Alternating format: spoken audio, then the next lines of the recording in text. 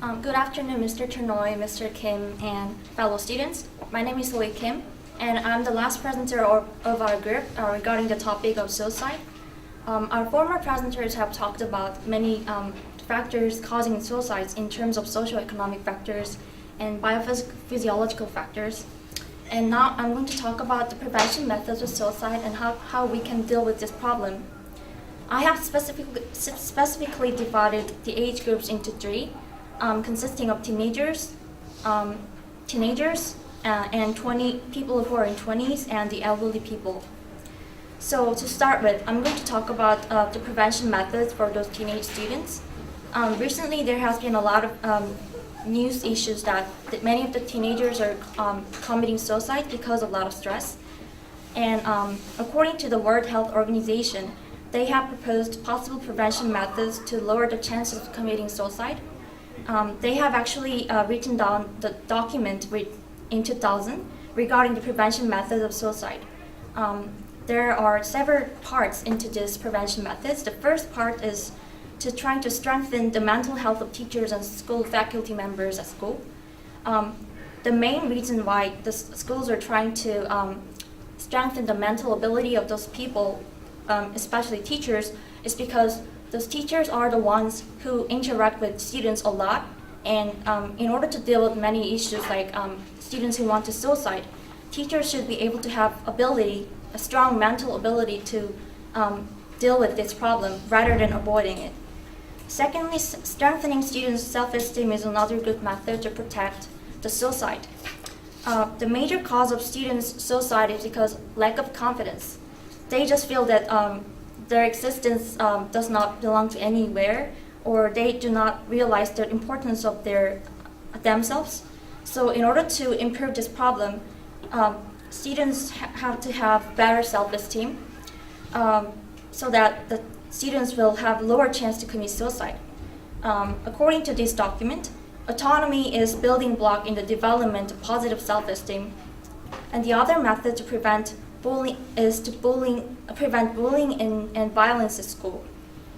This type of prevention can be done through close examination from teachers or other school staffs, and this can be done by care and love. And I'll move on to the second section, which are the groups who are in 20s, like undergraduate students.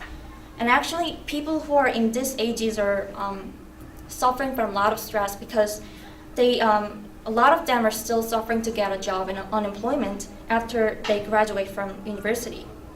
And according to the Huffington Post article, which was released in January 21st of 2011, it mentions that there is a strong relationship between unemployment, economy, and suicide. According to the American Psychological Association, which is located in Washington, D.C., they have provided a screening program. And this screening program is aiming to help those students from committing suicide because it can help. It was proven helpful because the research has shown that suicidal people shows signs of depression or emotional distress before they committed suicide. So screening in advance of their behaviors is really important so that they can just prevent their suicidal acts in advance. Other than this idea, there are several other possible prevention methods like visiting school counseling centers, crisis centers, and hotlines, which provide services and comfort for those people. And the last group that I'm going to talk about are about elderly people who are more than 60 years old in general. People who are more than 60 years old in general, they suffer from a lot of distress after they retire from their job. They lose their economic stability, and also they suffer from health diseases, illnesses. Due to such complicated reasons, according to the Gyeongbok newspaper, in 2013, March 25th, it was reported that among the OECD nations, South Korea ranked the first in terms of poverty of elderly people, rating of up to 45%, which was far above the average of 13.5% worldwide. So there should be some preventive measures. So from an individual level, elderly people should have more love and care from their family members, neighborhoods, and acquaintances through interaction. From the governmental level, the nation should be responsible for a widespread welfare and healthcare system like Silver Bell program. They encourage those elderly people to have living treatment and to relieve their stress. In conclusion, our group have been talking about serious issue of suicide. I'm sure this has been a gloomy topic to talk about.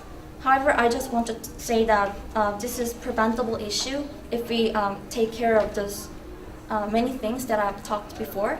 So this is the end of my presentation, and thank you for listening.